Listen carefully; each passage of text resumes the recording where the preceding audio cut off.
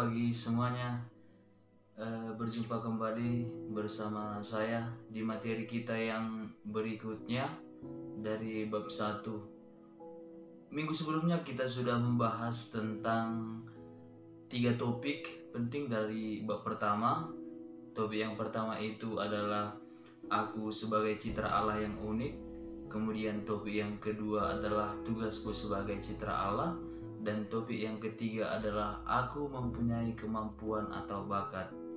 Nah, pada pagi hari ini kita akan masuk kepada bagian yang keempat yang berjudul kemampuanku terbatas. Kemudian juga kita akan masuk kepada bagian yang kelima pada hari ini yang berjudul syukur sebagai citra Allah. Topik yang akan kita bahas pada pagi hari ini dari poin yang keempat yang berjudul kemampuanku terbatas. Setiap orang mempunyai kemampuan dan bakat. Kita sudah melihat apa saja bakat dan kemampuan kita di minggu lalu. Nah, sekarang mau ditegaskan bahwa setiap orang mempunyai kemampuan dan kemampuan setiap orang itu terbatas. Nah, mungkin kita sering mendengar lagu dari The Massive yang berjudul Jangan Menyerah. Di sana ada dikatakan bahwa setiap orang itu tidak ada yang sempurna. Setiap orang mempunyai kelemahan, mempunyai keterbatasan. Nah, begitu juga dengan kita. Kita juga mempunyai keterbatasan. Mungkin kita mempunyai kemampuan bisa bernyanyi, bisa menari, pintar, rajin belajar, dan sebagainya. Tetapi kita juga tidak boleh menutup mata, kita juga mempunyai keterbatasan. Kendati pun kita bisa bernyanyi, mungkin keterbatasan kita ada di aspek-aspek yang lain. Misalnya, saya pintar bernyanyi, tetapi saya memiliki fisik yang buruk atau yang jelek misalnya kan. Nah, atau saya bisa menari, tetapi saya tidak bisa bernyanyi, begitu. Nah, maka setiap orang mempunyai kemampuan, tetapi kemampuan itu juga bersifat terbatas. Nah, ketika berhadapan dengan keterbatasan itu, ada 2 cara seseorang untuk menyikapi atau menanggapi keterbatasan yang dimiliki. Ada orang yang menanggapi secara positif, ada juga orang yang menanggapi secara negatif. Bagaimana contohnya menanggapi secara positif? Secara positif, jika kita sudah tahu keterbatasan kita sudah tahu apa kelemahan kita, maka secara positif kita bisa menerimanya, kemudian belajar supaya bisa berkembang menjadi orang yang lebih baik lagi.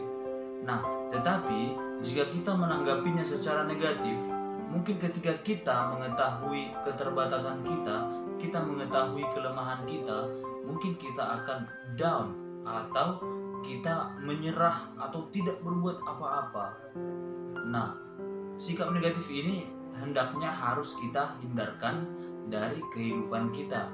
Jangan sampai sikap negatif ini merajalela dalam kehidupan kita.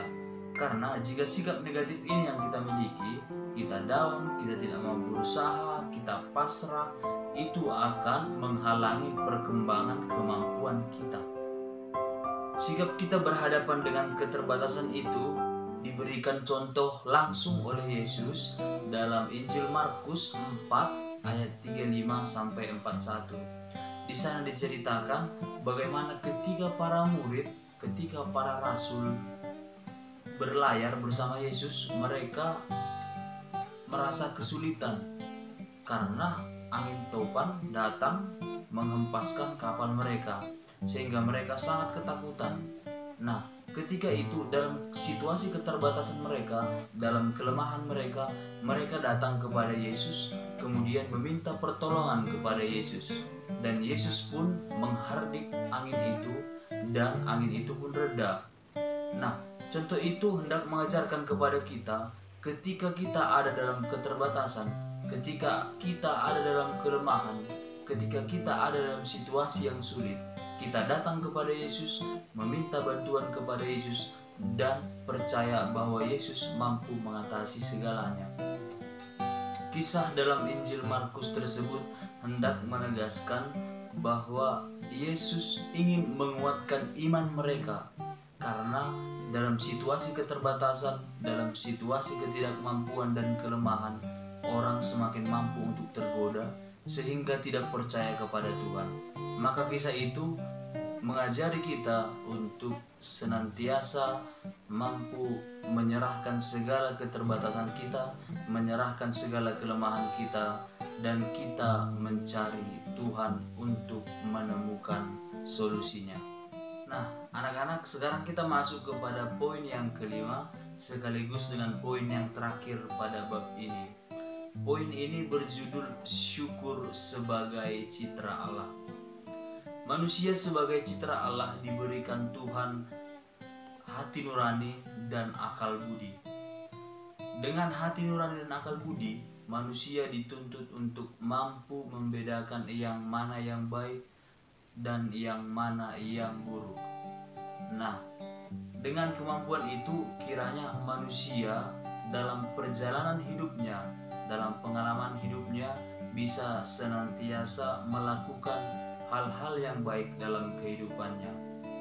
Nah, akal budi dan hati nurani juga mengajari manusia untuk menyadari bahwa semua pengalaman hidup yang dimilikinya itu merupakan anugerah dari Tuhan.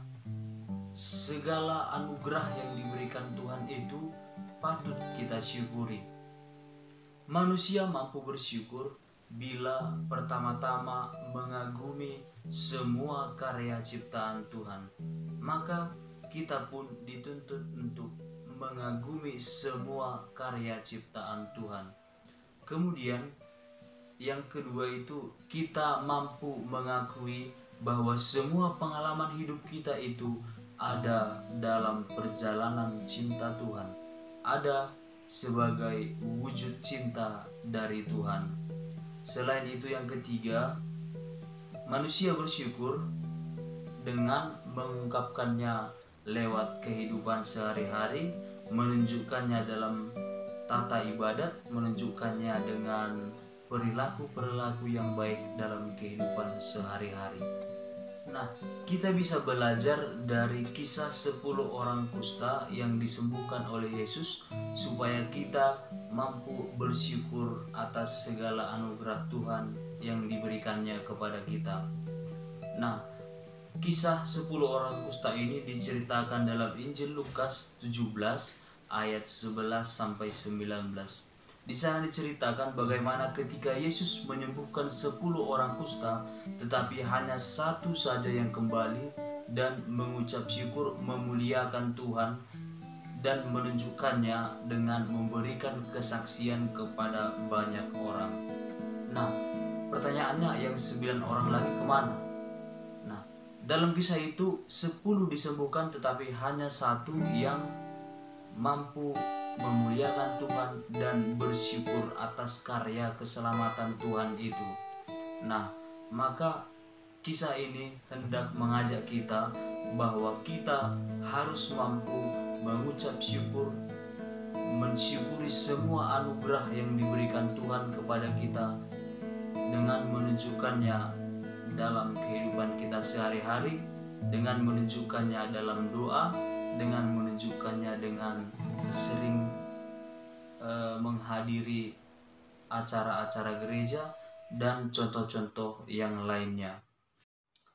Nah, anak-anak, topik yang kelima ini hendak mengakhiri pembahasan kita dari bab 1 yang berjudul manusia sebagai citra Allah.